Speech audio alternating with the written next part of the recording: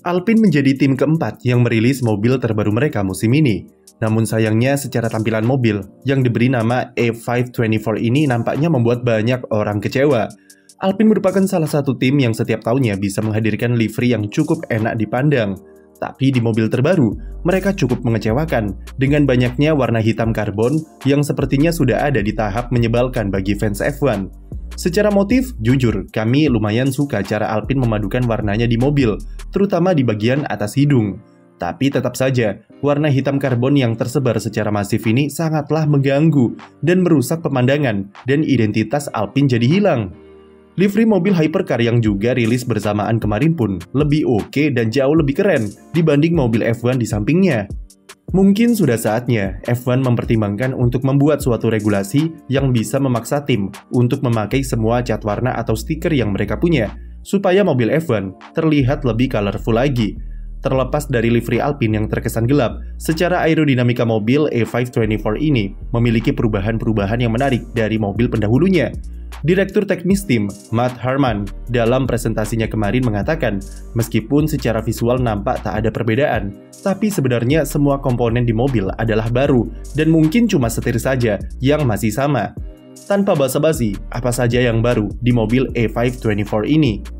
Dimulai dari area depan, modifikasi sudah terlihat di desain front wing. Di bagian moncong, Alpine nampak membuatnya sedikit lebih runcing di ujung depan dan ujung main plane-nya dibuat sedikit turun ke bawah ketimbang mobil tahun lalu. Dan kalau dilihat secara struktural, bentuk hidung di A524 sekilas memang sedikit berbeda dari mobil tahun kemarin, dengan bentuknya yang makin ramping di tengah. Alpine di sini ingin memaksimalkan airflow yang masuk ke area tengah mobil dan memastikan jika aliran udara tersebut terarahkan secara presisi menuju ke bagian undercut sidepod dan underfloor. Lalu, di area flap sayap depan, modifikasi ada di bagian ujung pinggir terluar yang dibuat menjadi lebih lancip untuk memaksimalkan aliran outwash. Desain flap ini adalah salah satu area yang selalu dieksploitasi Alpine sepanjang musim. Tahun lalu saja sudah entah berapa kali Alpine gonta-ganti spesifikasi flap front wing untuk menyesuaikan kebutuhan mereka yang berbeda-beda tiap sirkuit.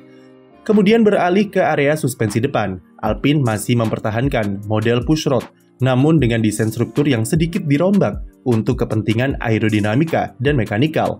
Bagian wishbone atas bagian depan nampak lebih tinggi dari wishbone atas di belakangnya. Ini tidak lain, tidak bukan, jelas mengadopsi konsep anti-dive yang diusung Red Bull tahun lalu, meski penerapannya lebih mirip seperti Mercedes di upgrade terbarunya di Monaco.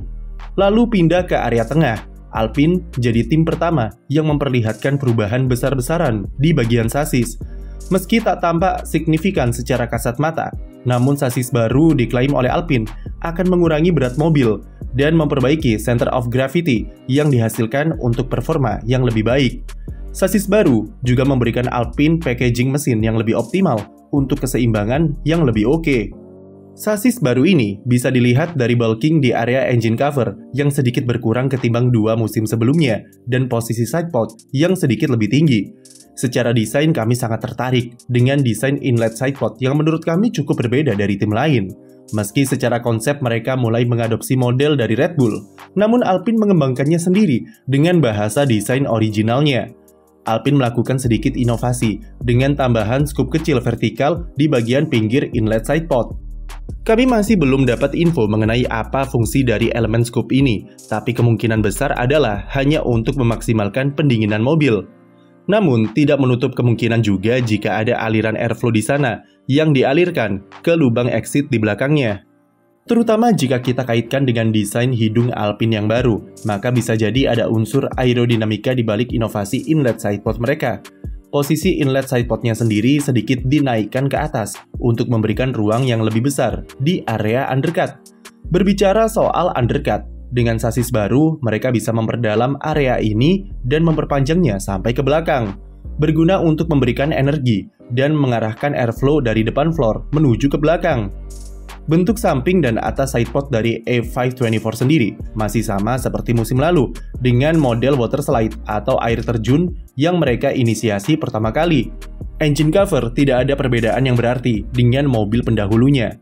Beberapa perombakan dilakukan Alpine di area suspensi belakang, dengan beberapa elemen suspensinya dimajukan sedikit ke depan, dengan posisi mounting yang dinaikkan ke atas mendekati area gearbox.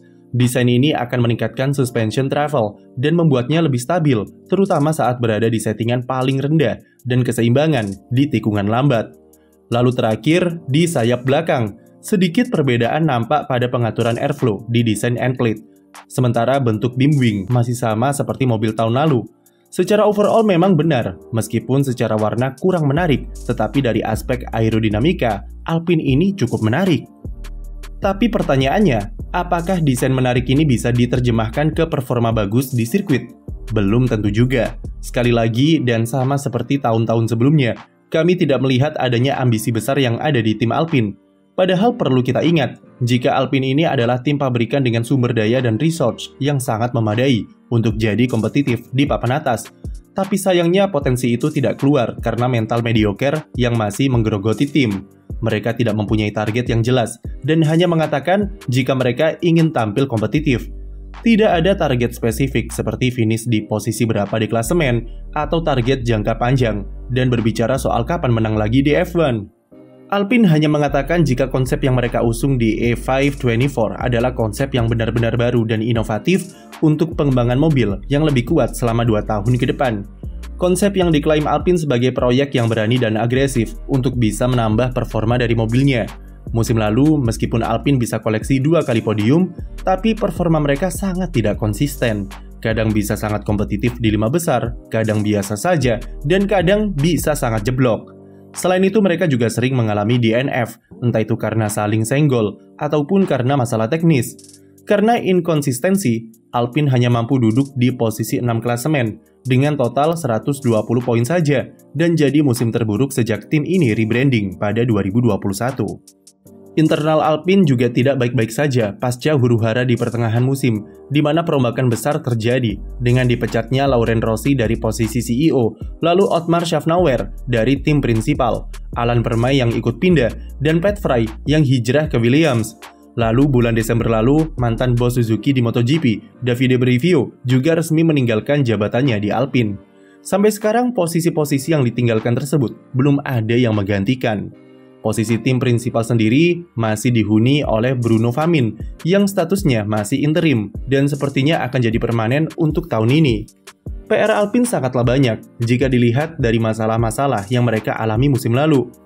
Selain dari performa, operasional tim juga berkali-kali kurang matang dan terburu-buru. Salah satunya adalah ketika Esteban Ocon terkena penalti 3 kali di Bahrain dan kacaunya strategi tim di GP Baku. Salah satu yang sangat krusial adalah power unit atau mesin. Dari keempat pabrikan yang ada, Alpine adalah tim dengan mesin paling lemah secara reliabilitas. Performanya di trek lurus memang oke, dan terbantu pula oleh spesifikasi low drag yang bagus dari Alpine.